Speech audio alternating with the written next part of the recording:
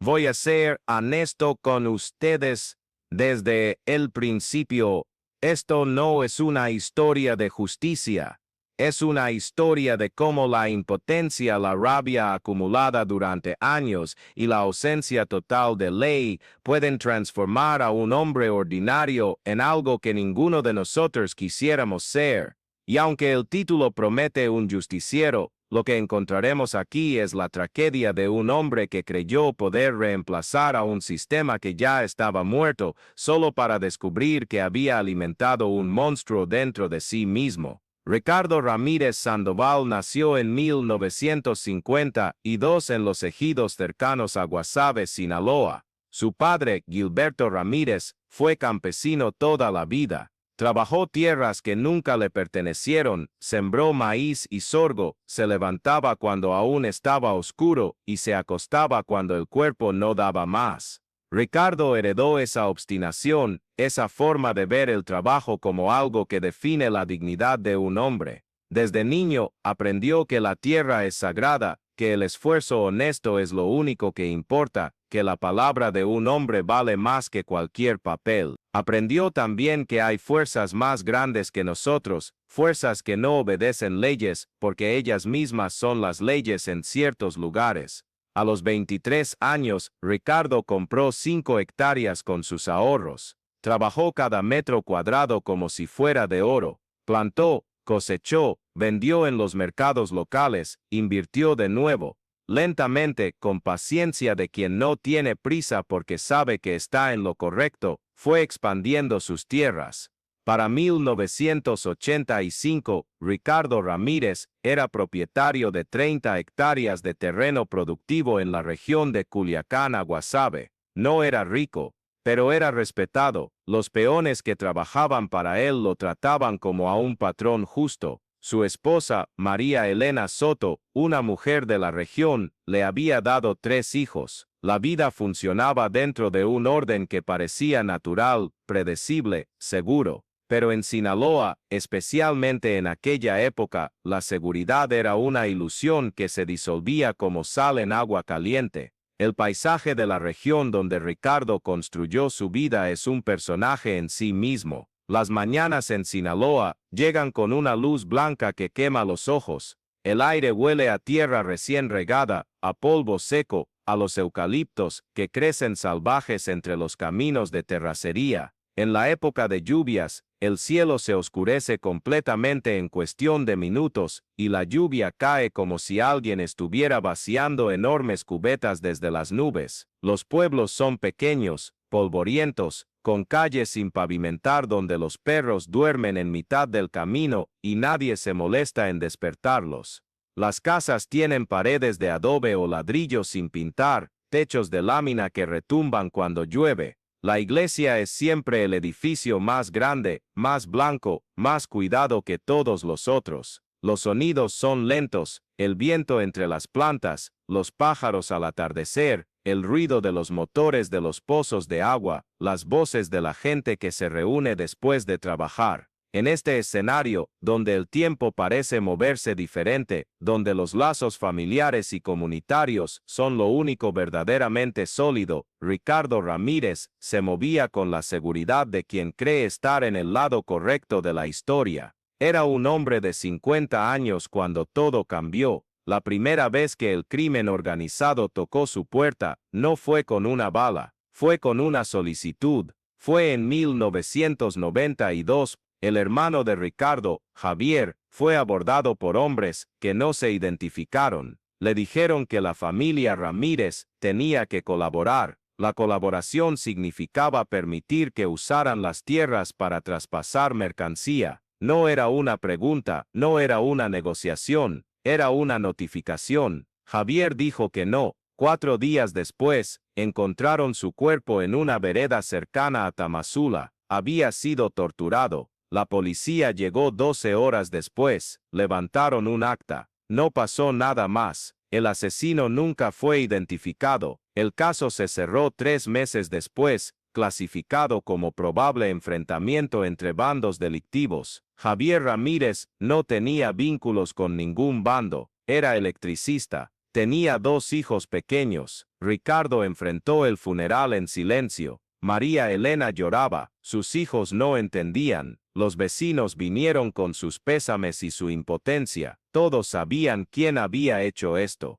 Nadie podía probar nada, nadie podía hacer nada. La policía estatal no respondía llamadas. La policía municipal estaba en nómina de quienes habían matado a Javier. El presidente municipal era amigo de los narcotraficantes desde la universidad.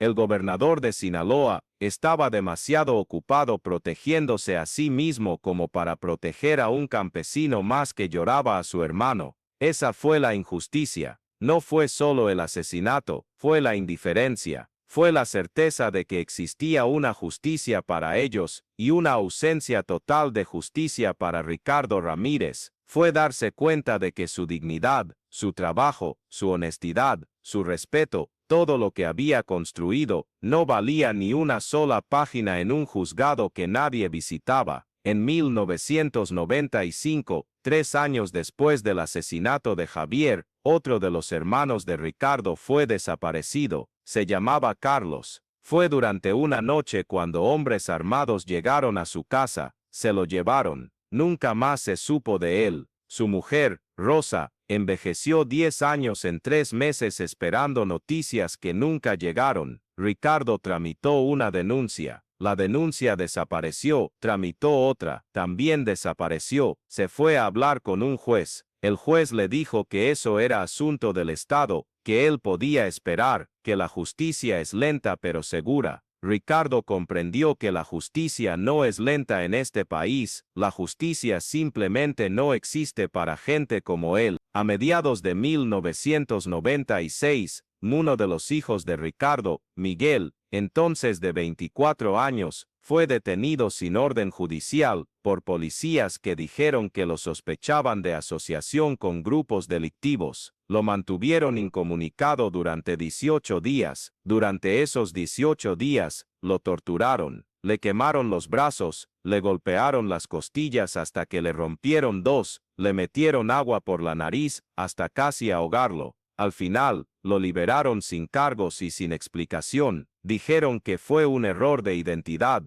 Miguel quedó traumatizado, con daño en los pulmones, con una cicatriz psicológica que nunca se curaría. Este es el momento en que algo se quiebra. No es una decisión racional, no es una venganza calculada. Es como cuando una viga maestra de una casa está dañada desde hace años y de pronto, en un momento determinado, simplemente se colapsa. Todo lo que Ricardo había construido como creencia en un orden justo, en la bondad del sistema, en la posibilidad de que la verdad triunfe, en que hay alguien en algún lugar que puede ayudar, todo eso colapsó. Ricardo Ramírez comenzó a cambiar después de 1996. Su esposa lo notaba, pasaba noches enteras en silencio, mirando hacia la nada. Dejó de bromear, dejó de sonreír. Una noche, María Elena lo encontró en el granero, escribiendo nombres en un cuaderno de páginas amarillas. Los nombres estaban conectados con líneas, con fechas, con palabras que ella no entendía completamente.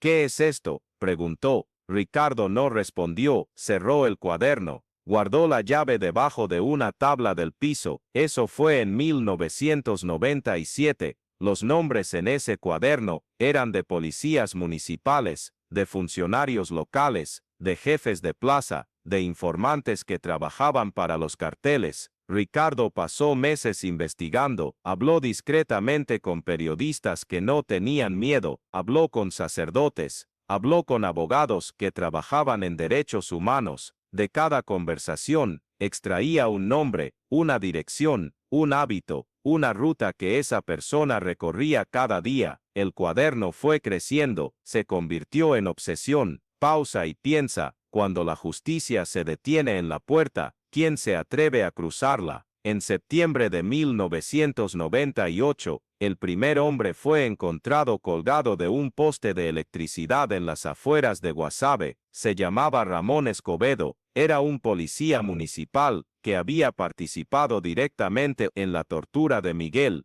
Cuando cortaron su cuerpo, encontraron un mensaje escrito en su pecho con una marca de grafite, palabras que decían: la justicia que ustedes no dieron, la tomé yo, que todos lo sepan. No había firma, solo esas palabras y un símbolo, un cuadrado con una línea diagonal, como una puerta cerrada siendo abierta. La comunidad sintió un escalofrío que duró semanas. La policía comenzó investigaciones, no encontró nada, nadie había visto nada, nadie sabía nada. Es una característica de estos lugares pequeños, cuando alguien comete un acto que la gente cree que es justo, aunque sea por caminos equivocados, la comunidad cierra filas, se vuelven mudos, se vuelven ciegos, se vuelven invisibles. En noviembre del mismo año, fue encontrado el cuerpo de Héctor Delgado, otro policía, en una acequia de regadío en las tierras cercanas. Tenía el mismo símbolo grafiteado en la frente. Las muertes comenzaron a adquirir un patrón, un ritmo. Los periodistas de Culiacán enviaron reporteros. El caso se volvió noticia. Las autoridades prometieron capturas que nunca llegaron. Los nombres seguían sumándose en el cuaderno de Ricardo. El siguiente fue un funcionario municipal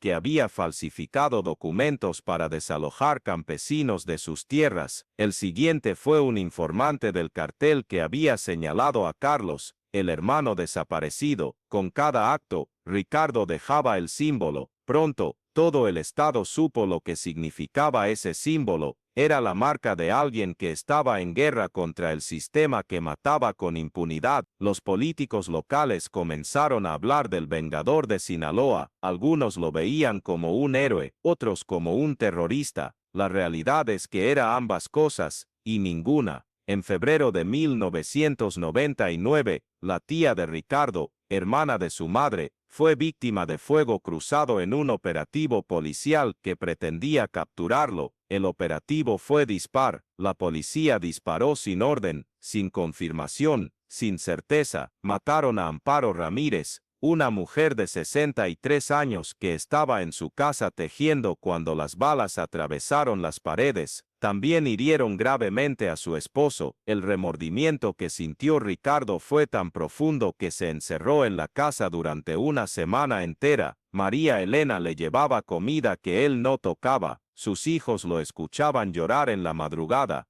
Esta fue la primera pausa moral verdadera. En ese momento, Ricardo comprendió que su camino no era el de la justicia, era el camino de la propagación del dolor, de la multiplicación del sufrimiento. Tomó su cuaderno, tachó varios nombres, escribió una nueva anotación: nunca más, inocentes no, nunca más. Pero el daño ya estaba hecho. Las autoridades habían visto el costado vulnerable de Ricardo, su corazón. Usarían eso contra él. Comenzaron operativos especiales para capturarlo. Pusieron precio a su cabeza. Tanto los narcos como la policía lo querían vivo para mostrar que podían neutralizar a quien se atreviera a desafiar el orden establecido. En este punto de la narrativa, es importante que el espectador entienda algo fundamental. Ricardo Ramírez no era un justiciero, era un hombre roto que cometió actos terribles creyendo que estaba corrigiendo una injusticia aún más terrible. No intenta el director cinematográfico hacer que lo amemos, intenta hacer que lo entendamos, y que en ese entendimiento, reflexionemos sobre cómo llegamos a un mundo donde un hombre así puede existir, donde un hombre así puede ser aplaudido por algunos sectores de la población. Si has llegado hasta aquí en esta historia, te pido que hagas una pausa, que consideres suscribirte a este canal para recibir más narrativas como esta, historias que no te dirán los noticieros,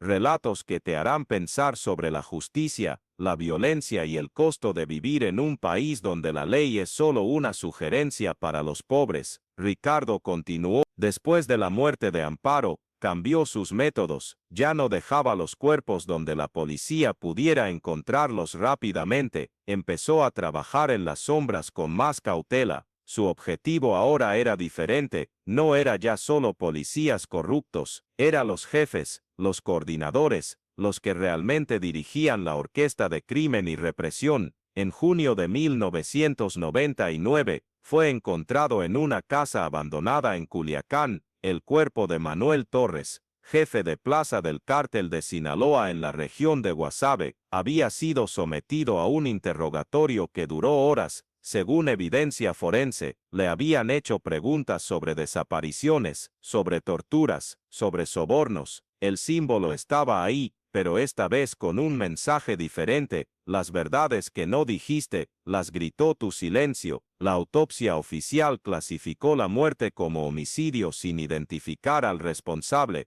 pero los reporteros sabían, la ciudad sabía, el símbolo había evolucionado, ya no era solo una marca, era una firma de una confesión extraída, de verdades forzadas, de silencio roto. En julio, desapareció Gerardo Ruiz, un diputado local que había votado por leyes que favorecían a los narcotraficantes. Su cuerpo fue encontrado 2 semanas después. Llevaba una semana muerto. Las causas de muerte eran múltiples, complicadas, confusas. Otra vez el símbolo. Otra vez la ciudad rumoreaba sobre el vengador silencioso. La familia Ramírez vivía bajo una presión psicológica constante. La policía los vigilaba, los narcotraficantes los vigilaban. María Elena había envejecido años en meses. Sus hijos vivían con miedo. El hijo mayor, Miguel, que había sido torturado, ahora ayudaba a su padre. No sabemos exactamente en qué,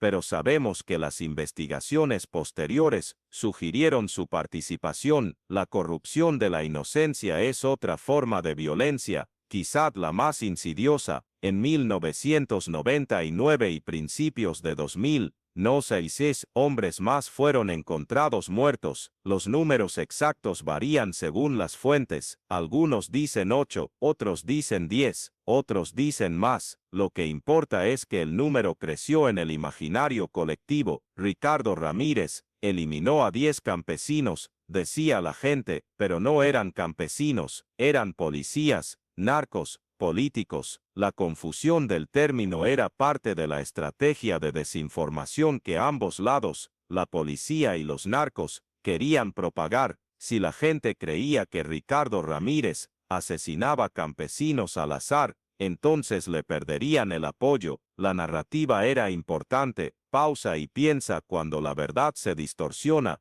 ¿quién decide qué es real? En marzo del 2000, Ricardo fue capturado. No fue de la forma que la gente esperaba, no fue en un enfrentamiento heroico, fue en el confesionario de una iglesia en Tamazula. Un sacerdote traidor, motivado por dinero o miedo, lo delató, lo entregó a policías federales, que llegaron de la Ciudad de México específicamente para este caso. Lo que pasó después en las celdas es algo que los reportes oficiales nunca documentaron completamente. Se rumorea que fue torturado, se rumorea que fue ofrecido un trato, se rumorea que en las noches, desde su celda, cantaba canciones de su infancia. Lo que es cierto es que Ricardo Ramírez confesó todo: los nombres, las fechas, las motivaciones, los mensajes que dejaba en los cuerpos no eran solo venganza, eran confesiones de la verdad de lo que estaba ocurriendo en Sinaloa. El juicio fue en 2001, fue rápido, las pruebas que presentaron fueron controvertidas. La defensa argumentó que Ricardo había confesado bajo tortura. Los reportes médicos sugirieron que había huellas de violencia física consistentes con tortura, pero los jueces no quisieron entrar en detalles, querían una conclusión. La conclusión fue culpable. La sentencia fue 30 años. 30 años en una prisión de máxima seguridad en Hermosillo. En 2003,